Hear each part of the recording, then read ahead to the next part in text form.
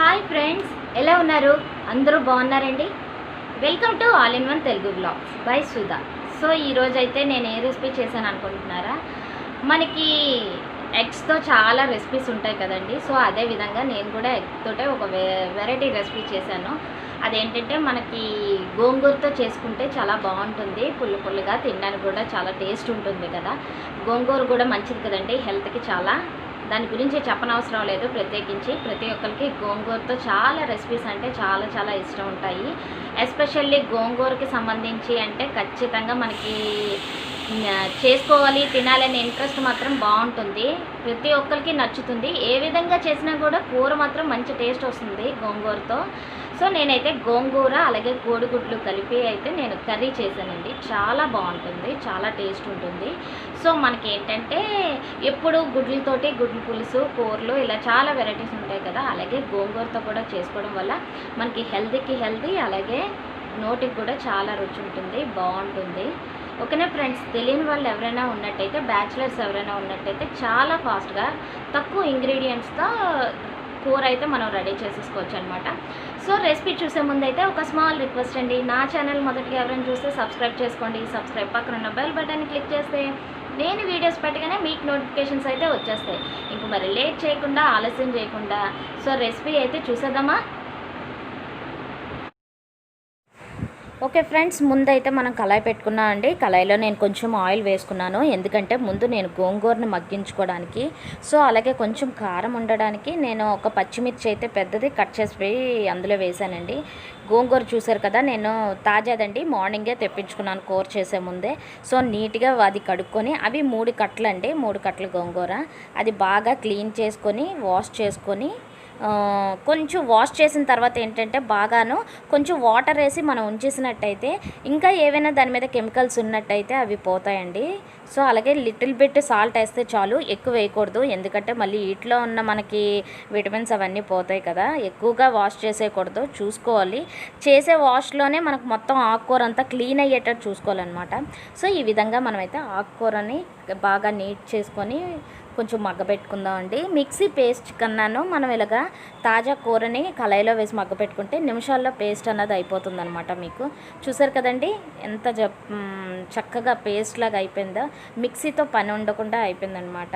ఎందుకంటే చాలామంది మార్నింగు ఆఫీసులకి వెళ్ళే వాళ్ళు అయినా సరే, ఇంట్లో చిన్న చిన్న పిల్లలు ఉంటారండి. ఇప్పుడు అందులో ఈ కోవిడ్ సమయంలో చాలామంది ఏంటంటే స్కూల్స్ అవి ఉండకపోవడం వల్ల ఇంట్లోని హౌస్ వైఫ్కి కూడా కొంచెం శ్రమ ఉంటుంది కదా, గబగబా వంట చేసేసుకోవాలి అని. సో మనం ఏంటంటే ఏ వెరైటీ చేసుకోవాలన్నా టైం ఎక్కువ తీసుకుంటుంది అని నార్మల్గానే చేసుకుంటాం. అలా కాకుండా ఇలాగ కొన్ని సింపుల్ పద్ధతుల్లోని ఎక్కువగా మన వంట సామాన్లు కూడా యూజ్ చేయకుండా చేసుకుంటే శుభ్రం అనమాట. తినడానికి బాగుంటుంది, అలాగే చేసుకోవడానికి బాగుంటుంది అనమాట ఈజీగా. నేనైతే ఎగ్స్ చిన్న గంటలు పెట్టేసి నేను ఆయిల్లో వేస్తున్నానండి. మనం గోంగూర అనేది వేపుకొని రెడీ చేసి పక్కన పెట్టుకున్నాం కదా. ఇంకా గుడ్లు కూర అనేది మనకు ఫాస్ట్గానే అయిపోతుంది, ఎందుకంటే ఆల్రెడీ గుడ్లు ఉడకబెట్టుకున్నాం కదా.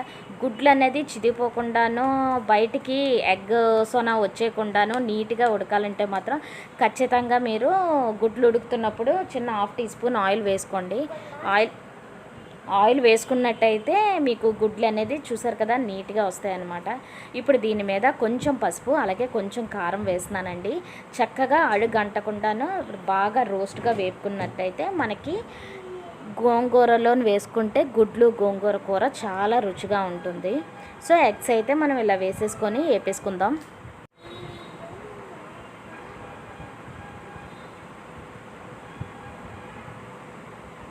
సో మనకి ఎగ్స్ అయితే బాగా రోస్ట్ అయిపోయాయండి. ఇప్పుడు వీటిని మనం గిన్నెలోకి తీసేసుకొని మనం నెక్స్ట్ కూర ప్రాసెస్ చేద్దాము. చెప్పాను కదండి, కొంచెం పసుపు కారం వేసుకున్నట్టయితే గుడ్లు మీకు ఇలాగ వస్తాయి. జస్ట్ ఇవి ఏంటంటే మనం సాంబార్ అవి చేసేటప్పుడు కూడా చక్కగా ఇలా వేపుకొని తినొచ్చు, చాలా బాగుంటాయి అన్నమాట. గుడ్లు ఈసారి వేపేటప్పుడు మాత్రం తప్పకుండా ఇలా ట్రై చేయండి, చాలా టేస్ట్ వస్తాయి ఎగ్స్ కూడాను. ఉత్తి గుడ్లు వేపితే మాత్రం కొంచెం చిన్న సాల్ట్ అనేది వేసుకోండి.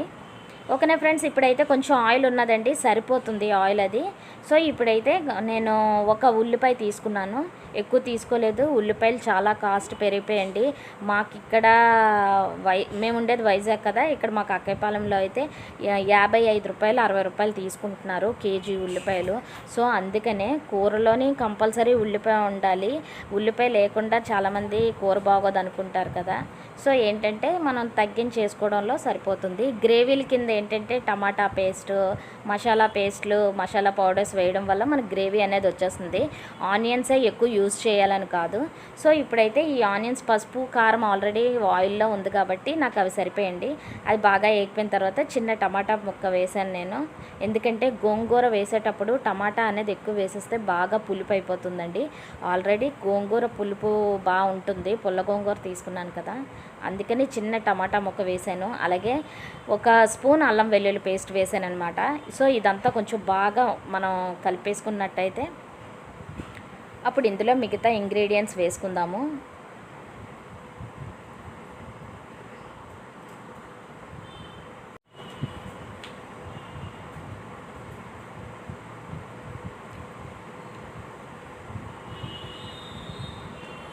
సో ఇప్పుడు ఇందులోని కారం వేసుకుందాం అండి. నేను మసాలా కారం వేస్తున్నాను, ఒక స్పూన్ మసాలా కారం వేసాను, ఎక్కువ వేయలేదు ఎందుకంటే గ్రీన్ చిల్లీలు వేసాను కదండి. అలాగే గరం మసాలా 1/2 టీ స్పూన్ వేసానండి. ధనియా పౌడర్ 1 టీ స్పూన్ వేసాను. సో ఇదంతా పూర్తిగా బాగా మనం కలుపుకోవాలి. బాగా కలుపుకున్న తర్వాత ఎగ్స్ వేసుకుందాం. ఇందులోని సాల్ట్ వేసుకుంటున్నానండి తగినంత.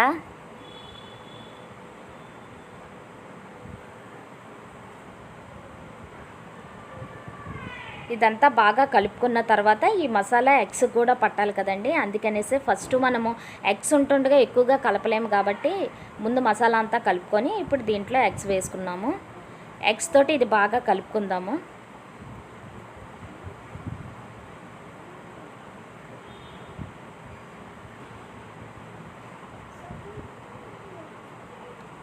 సో మనం గోంగూర వాడుతున్నాము అనేటప్పుడు మాత్రం మీరు చికెన్ అయినా మటన్ అయినా ఏదైనా సరే కొంచెం వాటర్ మాత్రం చూసుకొని వేయాలండి. యాక్చువల్గా గుడ్లిగిరికి అయితే 1 గ్లాస్ వాటర్ సరిపోతుంది. కానీ మనం గోంగూర వేసేటప్పుడు ఏంటవుతుందంటే ఈ వాటర్ అంతా చిక్కదనం అయిపోతుందన్నమాట.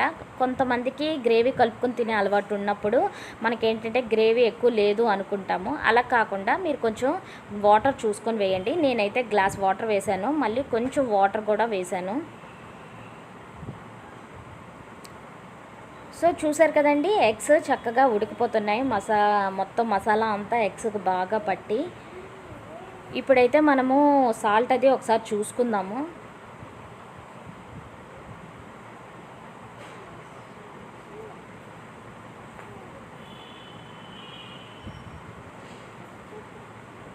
సో నాకు సాల్ట్ సరిపోలేదండి, నేను మళ్ళీ సాల్ట్ వేసుకుంటున్నాను. ఎందుకంటే గోంగూర కూడా వేస్తాను కదా, పులుపు ఉంటుంది కదా, అందువల్ల. సో కొంచెం మనము బాగా గుడ్లు అనేది ఆల్రెడీ బాయిల్ అయిపోయి ఉంటాయి కాబట్టి మసాలా అంతా కొంచెం బాగా దగ్గరికి అయ్యింది అని, ఆయిల్ పైకి తేలుతుంది అనిపించేటప్పుడు మాత్రం మీరు గోంగూర వేసేసుకోండి పేస్ట్. సో ఇది చేసిన తర్వాత మాత్రం ఎక్కువ అవసరం లేదండి, ఒక 5 మినిట్స్ అయితే సరిపోతుంది మనకి పూర్తిగాను. పేస్ట్ కదా, కొంచెం కలడానికి టైం పడుతుంది. మనం స్లోగా కలుపుకోవాలి, లేకపోతే గుడ్లు ముక్కలు ఊడిపోతాయి అన్నమాట. సో పూర్తిగా ఈ విధంగా మొత్తం మనం అంతా కలుపుకున్న తర్వాత మనం కొంచెంసేపు మూత పెట్టుకొని ఉంచుకుంటే సరిపోతుందండి. ఒక 5 మినిట్స్ పూర్తిగా అంతా పడుతుంది. పూర్తిగా మసాలాలు, నెక్స్ట్ ఉప్పు, కారం అన్నీ అయితే సెట్ అయిపోయండి. ఇంకేమీ వేయాల్సిన పని లేదు. కాకపోతే పేస్ట్ మాత్రం ఎక్కడా ఉండిపోకుండా గోంగూర పేస్ట్ స్లోగా కలుపుకుంటూ ఉండాలి మనము.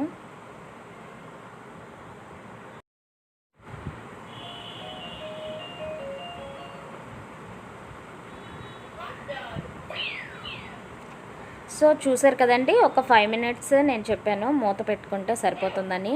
సో పూర్తిగా అయితే మనకి రెడీ అయిపోయాయండి గుడ్లు గోంగూర కర్రీ. చాలా బాగుంటుంది, చాలా టేస్ట్ ఉంటుంది. తప్పకుండా మీరు అందరూ ట్రై చేయండి. 5 మినిట్స్ చాలండి, ఎందుకంటే మనం గోంగూర ఆల్రెడీ మనము వేపే పెట్టుకున్నాం కదా, పేస్ట్ చేసి పెట్టుకున్నాం కదా, అందువల్ల ఎక్కువ టైం పట్టదు. అలాగే ఎక్కువసేపు ఉన్నట్టయితే ఈ గోంగూర అడుగంటేస్తుంది కూడానండి. సో మరీ థిక్ అయిపోతుంది. ఓకే ఫ్రెండ్స్, చూసారా ఎలాగుందండి రెసిపీ? బాగుందా? మీకు బాగా నచ్చిందా? సింపుల్ ఇంగ్రీడియంట్స్ తోటి చాలా ఫాస్ట్గా చేసుకోవచ్చు. చాలామంది గోంగూరని ఏంటంటే పేస్ట్ అవి చేసుకుంటాం మిక్సీ పెట్టి. లేత గోంగూర అయితే పేస్ట్తో పని లేదండి.